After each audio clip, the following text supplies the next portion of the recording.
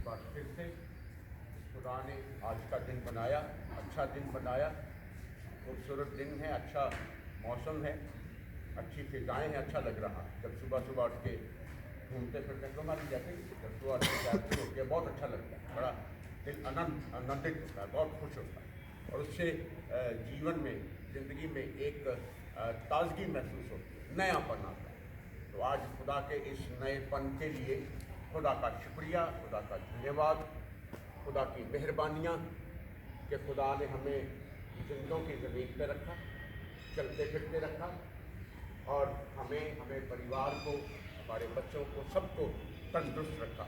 आज 24 तारीख है और आज 20वां रोज़ा। आज के बाद 20 रोज़े और रह जाएंगे और हम लोग खुदा की उस यात्रा में शरीक हैं जिसके लिए खुदा ने अपने बेटे मसीहा को इस दुनिया में भेजा कि वो आपके लिए और मेरे लिए नजात बन जाए, नजात का वारिस हो जाए, हमारा उद्धार हो जाए, हम इस संसार की सारी युक्तियों से बच जाए, शैतान की सारी शिकंजों से निकल जाए और अनंत जीवन को हासिल करें। अनंत जीवन बहुत बड़ा अनंत जीवन है। उसके सामने ये जो ज़िंदगी है ना 50, 60, 100 साल की, ये कुछ भी नहीं। वो हज़ारों ता क़यामत की ज़िंदगी है जिसमें हमने जाना और हम उसके लिए अपने आप को तैयार कर रहे हैं। हम रोज़ चार्ज हो रहे हैं उस खुदा की रहमतों के, उस खुदा के कलाम के। एक किसी ने पूछा कि अनंत जीवन कितना लंबा होता है, कैसे होता है, कितना बड़ा होता है, तो दिखाया गया कि एक सोने का पहाड़ है, वो देखो, वो है अनंत ज़िंदगी, वो है अनंत जीवन का समय। वो सोने का पहाड़ है और स्वर्गों से एक सोने की चिड़िया जो है वो उतरती है और उसके ऊपर रोज अपनी चोंच एक बार घिसा के चली जाती है।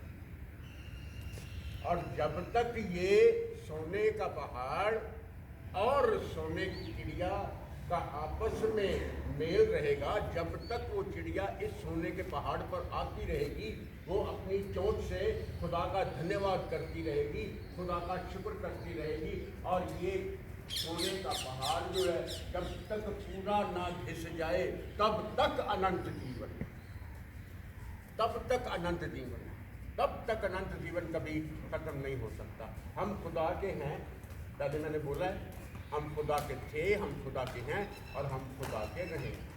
खुदा ने इंसान को जब बनाया ना, तो खुदा ने इंसान को बड़ी खूबसूरत जगह पे रखा, स्वर्गों में रखा, बाग अदन में रखा। खूबसूरत फिजा थी, खूबसूरत हवाएं थी, खूबसूरत खुशबू थी, खाने के लिए, पीने के लिए हर एक चीज़ बहुतायत से थी। लेकिन जो खुदा का बनाया हुआ बंदा था ना, वो खुदा की शुक्रगुजारी के बिना उससे दूर हो गया, उससे छिप गया, उससे अलग हो गया, खुदा की संगति से दूर हो गया, खुदा की मेहरबानियों से दूर हो गया, खुदा की अपरंपार कृपाओं से दूर हो गया। और खुदा जब शाम को आता था, उसके साथ बैठता था, उसके साथ बातचीत करता था, उससे भी दूर हो गया, महरूम हो गया, छिप गया, कांटों की झाड़ी के पीछे जाकर के अपने आप को छिपा लिया, डर गया और खुदा की रहमतों से दूर हो गया। तब खुदा ने उसे याद दिलाया, उसे कहा, जो कुछ खुदा ने उसे कहा ना, वो मैं आज आपको सुनाने जा रहा हूँ। अपने कानों को खोलिए और खुदा के कलाम पर ध्यान दीजिए कि आज 20वें रोजे पे खुदा आपसे क्या कहना चाहता है। मैं रोज़ आपसे बयान करता हूँ, हर एक रोज। अब आगे वाले दिनों में षड्यंत्र शुरू हो जाएगा, मसीहा को पकड़ने का षड्यंत्र शुरू हो जाएगा और कलाम और इंटरेस्टेड होता चला जाएगा। आप रोज आना चाहेंगे कि अब आगे देखते हैं क्या होता है, अब आगे देखिए क्या होता है, अब और आगे क्या होगा।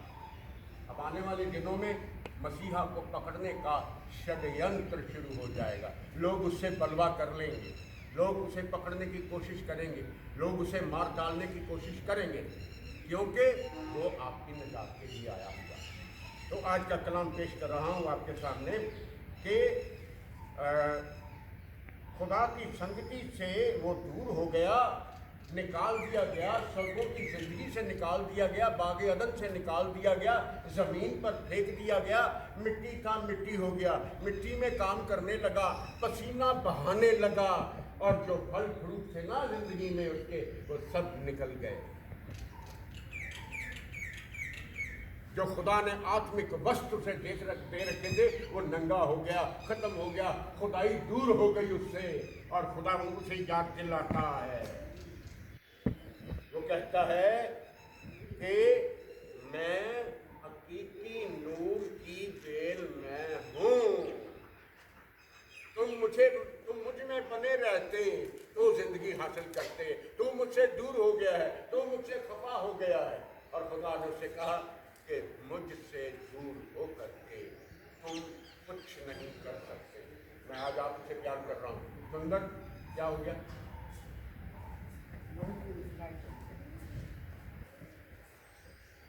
आज का कलाम बच्चों आपसे और आपसे बड़े बच्चों से कहता है कि तुम खुदा से दूर होकर के तुम कुछ नहीं कर सकते। बस आज का उन्वान ये रहेगा। ना आप अपनी नौकरी कर सकते हैं, ना आप कमाई कर सकते हैं, ना आप बच्चों का पालन पोषण कर सकते हैं, ना आप पढ़ाई लिखाई कर सकते हैं। खुदा के बिना आप कुछ नहीं कर सकते। आज का मौजूद ही रहेगा। आज की जिंदगी आपको खुदा ने दी है, उसने चाहा तो आपके पास जिंदगी आ गई है, नहीं तो आप जिंदगी के लायक नहीं हैं। ये खुदा की मेहरबानी है, ये खुदा की दया हो गई है, ये खुदा की अपरंपार जो कृपाएं हैं वो हो गई हैं। पढ़िए जी कहाँ लिखा है? यूहन्ना 15:5। मैं दाखलता हूँ, तुम डालियां हो। मैं दाखलता हूँ और तुम डालियां हो। इतना अच्छा शब्द इस्तेमाल हो रहा है कि तुम अंगूर की हकीकी डालियां हो, मीठे फलों की डालियां हो। अंगूर का हकीकी दरख्त जो है वो मसीहा है और आप उसकी डालियां हैं। आगे, जो मुझ में बना रहता है और मैं उसमें, वो बहुत फलता है। जो मुझ में बना रहता है मैं उसमें बना रहता हूं। अगर आपको चाहिए ना कि खुदा आपसे बना रहे तो आपको उसके साथ एम्बेड करना होगा। एम्बेडेड,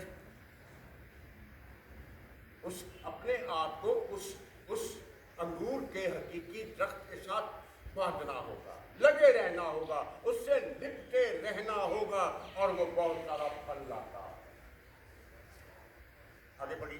क्योंकि मुझसे अलग होकर तुम कुछ भी नहीं कर सकते। आज की गोल्डन लाइन है, नोट कर ले सभी जितने खड़े हैं, कि तुम मुझसे अलग होकर के कुछ नहीं कर सकते। आज की गोल्डन लाइन है खुदा के कलाम की कि आप खुदा से अलग होकर के कुछ नहीं कर सकते। खाना भी नहीं खा सकते, बनाना तो बड़े दूर की बात है, खा भी नहीं सकते, चख भी नहीं सकते अगर खुदा ना चाहे। बुलाए हुए तो बहुत है, चुने हुए कम हैं।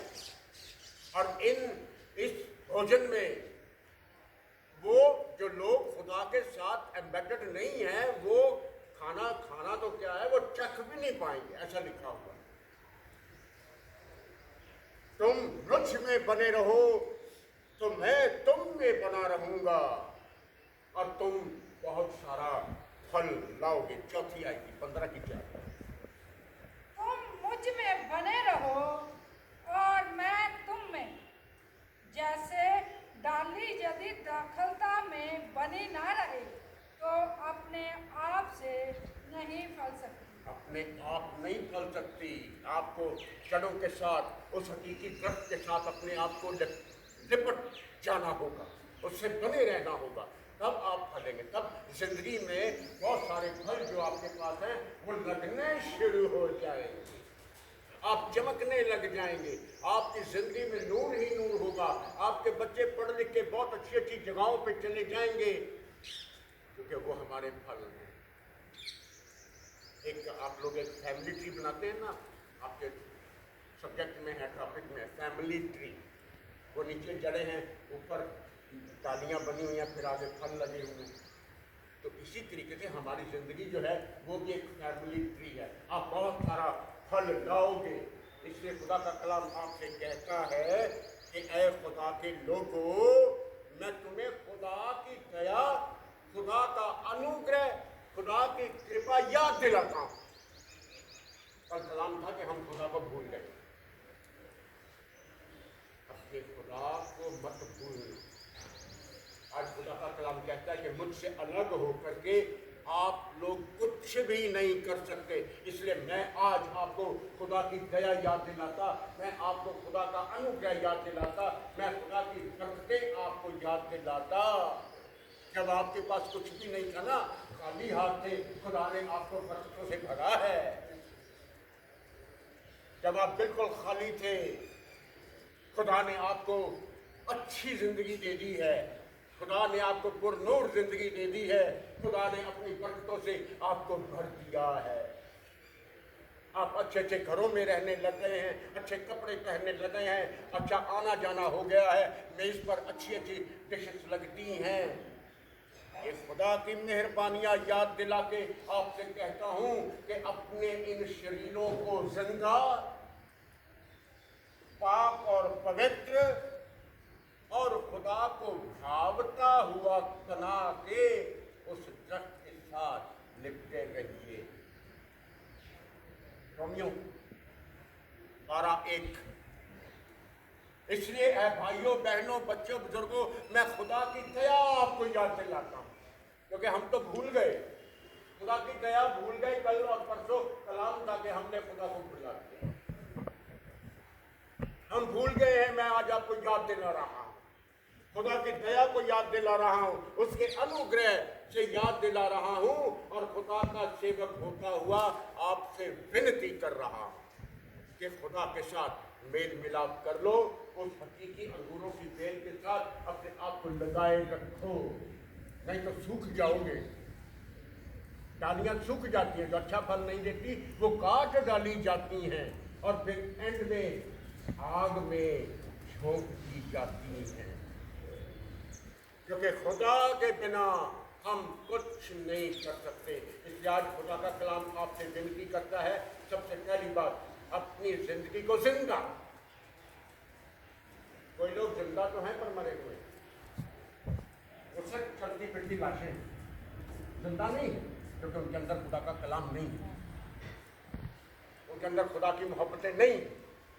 इसलिए अपने आप को जिंदा, पहली बात जिंदा, दूसरी बात पाक और पवित्र, और तीसरी बात खुदा को भावता हुआ, खुदा को अच्छा लगने वाला, खुदा के साथ रहने वाला, खुदा की मोहब्बतों में बने रहने वाला, खुदा के हुक्मों को मानने वाला बन करके खुदा के सामने अपने आप को पेश करो। इस संसार की तरह ना बनो। इस संसार में धोखा ही धोखा है। कल एक मुझे कहीं से पैसे आने थे, तो वो UPI की, उनको पता होगा, बगीचा साहब, वो पैसे 8 तारीख के आए हुए हैं और आज 24 तारीख हो गई है, अभी तक वो पैसे मेरे अकाउंट में ट्रांसफर नहीं हुए। कल मैं गया तो बैंक वालों से पूछा, वो कहते जी ये फ्रॉड स्लिप है, ये फेक स्लिप है। मैंने कहा ऐसा भी हो सकता है? अरे बैंकों में भी ऐसा हो सकता है। अगर बैंकों में जहां आपका लेन देन है, जहां आपकी जिंदगी की पूंजी जमा है, आपको उम्मीद है तो कल को ये थोड़ी सी बढ़ के मिल जाएगी, वहां पर घोटाला फेक है जी। इस संसार में हमें धोखा मिलता है। इसलिए खुदा का कलाम कहता है कि मुझ में बने रहो तो मैं तुम्हें बना रहूंगा। जो रोमियो 12 पर हम लोग थे, पहला है कि अपने शरीरों को जिंदा, पवित्र और खुदा को भावता हुआ करके उसके सामने पेश करो, क्योंकि खुदा के बिना हम कुछ नहीं कर सकते हैं। आज का उन्वान है। अगर आप चाहते हैं आपकी जिंदगी में हर एक चीज मोहताज से हो तो खुदा के करीब आ जाइए। खुदा में बने रहिए, खुदा से मांग लीजिए, खुदा से कह दीजिए मुझे इस चीज की जरूरत है। उसके लिए कुछ भी इम्पॉसिबल नहीं है। संसार की तरह ना बनो। संसार आपको धोखा देता है। तुम्हारे कलाम में नए हो जाने से आपका चाल चलन भी बदल जाना चाहिए। जैसे जैसे आप कलाम में आगे बढ़ रहे हैं, अब आप आत्मिक ग्रोथ में बढ़ रहे हैं, स्पिरिचुअल ग्रोथ में आगे जा रहे हैं, आपका चाल चलन बदल जाना चाहिए। अब तक तो हमें अन्न अनाज चबा लेना चाहिए और हम दूध की लालसा कर रहे हैं। हमें खुदा में मजबूत हो जाना चाहिए। हमें खुदा में दृढ़ चट्टान बन जाना चाहिए। शैतान टकराए, धाराशाही। इस संसार की तरह ना बनो। आपकी मोहब्बत, आपका प्यार निष्कपट होना चाहिए। उस मोहब्बत में, उस प्यार में जो आप एक दूसरे को भी दिखाते हो, उसमें छल और फरेब नहीं होना चाहिए। जब मैंने अपनी पीठ पर लगे हुए खंजरों को गिना तो बिल्कुल वो उतने निकले जिनको को मैंने अपने गले लगाया। आपकी मोहब्बत निष्कपट होनी चाहिए। 9वीं आयत पढ़ दीजिए, 12 की 9। प्रेम निष्कपट हो।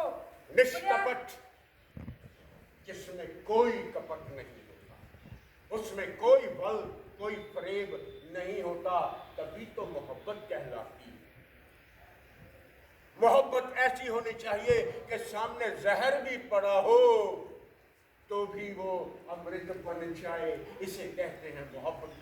मोहब्बतें, वो मोहब्बतें हमारे बीच में से गायब हैं।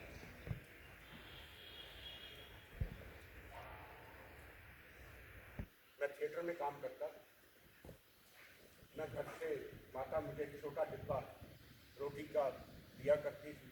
4 रोटियां दाल होती थी। और जब मैं थिएटर में आता था तो रोटी मेरी थी, खाते कोई और थे। जब डब्बा खुलता था तो दूसरे, मैं तो हमें ना बदलूं, और मैं खुश होता मेरी माँ का बनाया हुआ खाना ये खा लें। ये है मोहब्बतें। आजकल तो कोई पानी पीता वो भी छुपा लेता, अपनी बोतल भी छुपा लेते हैं ना भाई। आपकी मोहब्बत निष्कपट होनी चाहिए। जहर भी हो तो अमृत बन जाए।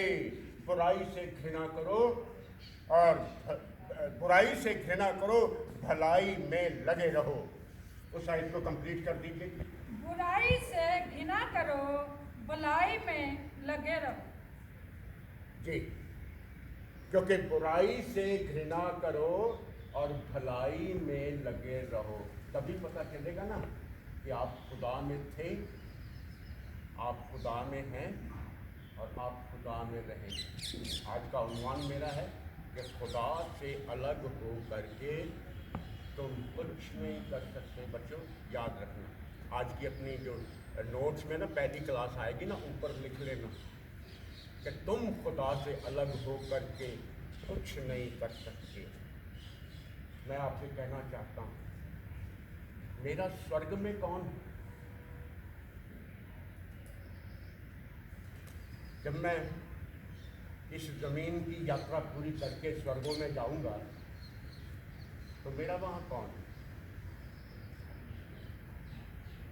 इसलिए आज आखिरी आयत है मेरी कि अगर तू मेरे साथ है ना तो मैं जमीन पर और कुछ नहीं चाहता। आपकी जिंदगी में खुदा का साथ होना जरूरी है। जो जिन लोगों ने अब तक खुदा का साथ नहीं मांगा है ना, आज मांग लीजिए। आखिरी आयत है मेरी, आपके साथ जाएगी, नोट कर लें, घर में जाके पढ़ लीजिएगा। जबूरों की पोथी उसका 73वां अध्याय उसकी 25वीं आयत बयान करती है, खुदाया स्वर्ग में मेरा कौन है? कभी आपने ध्यान नहीं दिया होगा, आज ध्यान याद दिला रहा हूं। आज खुदा की दया, खुदा का अनुग्रह, खुदा की अपरंपार कृपाएं आपको याद दिला रहा, विनती भी कर रहा।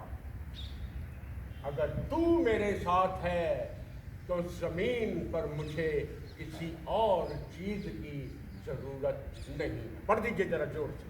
स्वर्ग में मेरा कौन कौन है? स्वर्ग में मेरा और कौन है?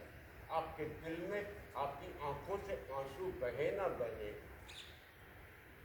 आपका दिल रोना चाहिए। आपके दिल से आज आंसू बहा बहा कर ये आवाज खुदा तक पहुंचनी चाहिए कि खुदावन, मेरा स्वर्ग में तेरे सिवा और कौन है?